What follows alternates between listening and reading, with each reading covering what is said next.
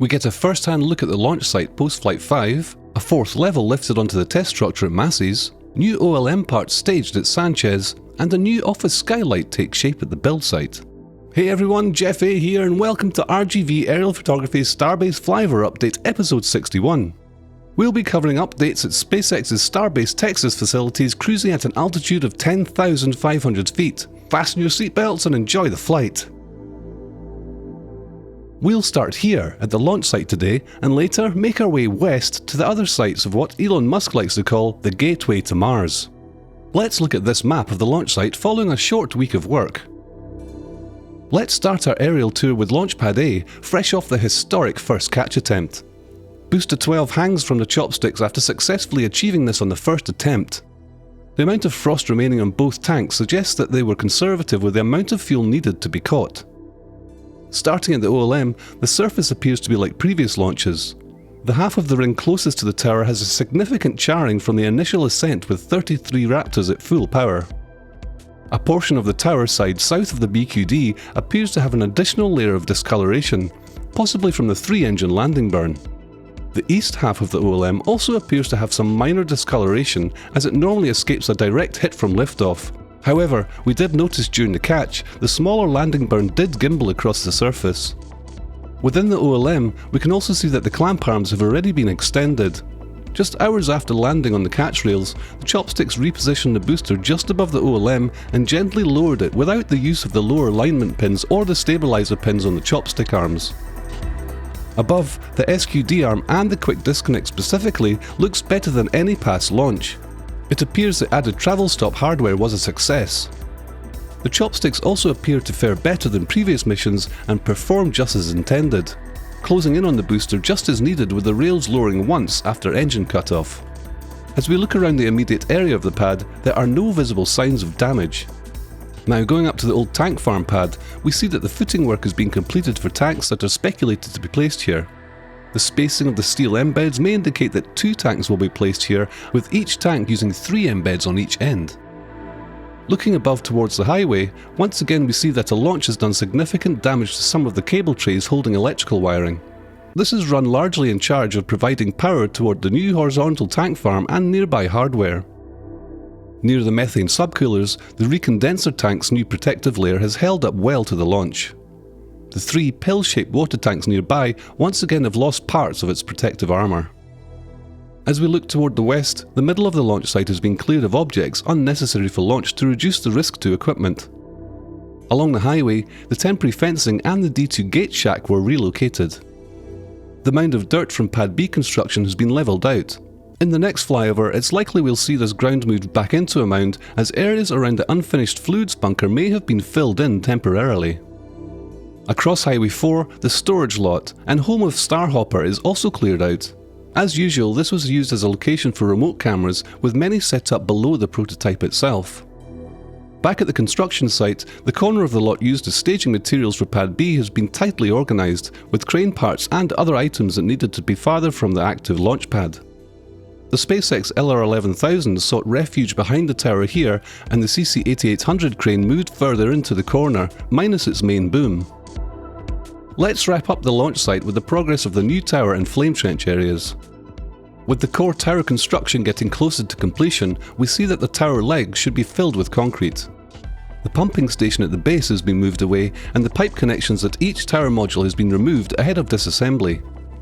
With the short week of work and launch preparations, the flame trench doesn't seem to have been a top priority. The excavated areas have filled with water.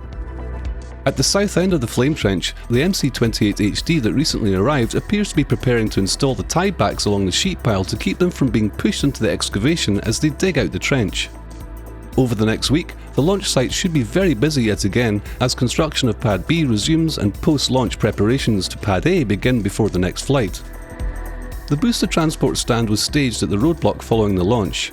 The beach and highway past the roadblock would remain closed with a closure posted until October 14th at 2 PM Starbase time to allow for additional safety checks before allowing the public near the pad. Let's take a look at the labelled map of Massey's to get your bearings. Thanks to Proky for creating these.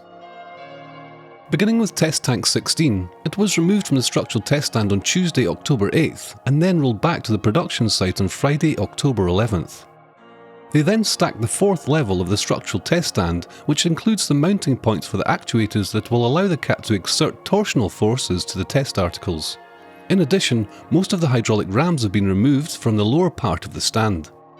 Next to the nose cone jail, a ring of stands has been arranged for construction of an unknown structure. Moving to changes at the site, we can see a new structure sitting next to the static fire stand. While it is unclear what the structure is for, it could be a work platform for the static fire stand. Here's a render from Chrome Kiwi over on X that shows how it could fit up under the stand. The platform could be lifted with a chain lift similar to the OLM over at Pad East. Be sure to go and give Chrome Kiwi a follow on X to help support his awesome work. Near the Booster Cryo stand, a new communications tower is staged ready to stand up under the soon to be completed base. At the Booster 11 analysis area, we can see some of the Raptors have been removed and placed in a pile seen here. They have begun moving some of the parts into dumpsters, which can be seen on the left. Finally, by the Can Crusher base, we can see some large tubes. These were originally located at the Sanchez site, but they've been moved here. Their intended purpose is unknown. Also, some of the 20 outer hydraulic rams from the test stand can be seen staged over here. Let's move on to Sanchez. Here's the label map to get you familiar. Beginning at the car park, we can see a large mural has been installed portraying the Starship's main goal, taking humanity to Mars and creating a foothold on another planet. Over the last week, SpaceX has begun the welding process for the new orbital launch mount. On October 8th, the first two corner modules for the next layer of the Pad West OLM arrived. The newest booster transport stand has had its top deck painted black this week, so we may finally see this project advance soon. Work continues on the tower quick disconnect arm and chopsticks. At the Rocket Garden, the booster transport stand can be seen as it prepares to move first to the build site entrance, but ultimately to the roadblock at LBJ as previously mentioned. Now, moving on to the build site, we'll have a quick look at the map before we dive into the changes this week.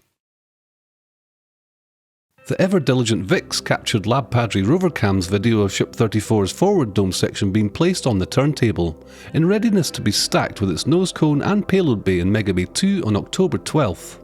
As a reminder, this ship is the second Block 2 ship to be built, with S-33 being the first.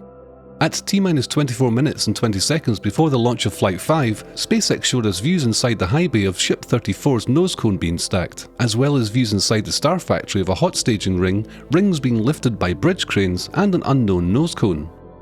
Many of the factory jigs can be seen in use inside. At T-24 minutes and 16 seconds, we were also treated to this view inside Mega Bay 2 of Ship 33 on the left rear work stand and the scaffolding surrounding the turntable to the right rear. Notice the circular work access platforms around each stand to enable easy access to the airframes and heat shields. Shifting now to the aerial views, a flap for a Block 2 ship was moved away from behind the Star Factory into the building for installation. Looking at this angled shot, we see that Ship 31 is surrounded with scaffolding and a likely sign that workers are replacing the heat shield before Flight 6, just as they did with Ship 30. We can also see in this angle that the roof of the entire Star Factory has been power washed white, with the exception of those sections nearest Mega Bay 2 and the office building. Banking around the office building, we got a good look at the new triangular shaped skylight which had steel framing installed around it. Another frame, likely to be the holder of the glass ceiling, can be seen lying nearby. This cutout is not to be confused with the square hole to the left, which looks like it will be left open. Proper concrete walls and lining has been seen put into place, and we can see white boxes of roof insulation in the process of being installed. Near to the corner facing Boca Chica Boulevard, electrical conduit has been installed and drainage pipes covered. We can also see drainage work on St. Martin Boulevard.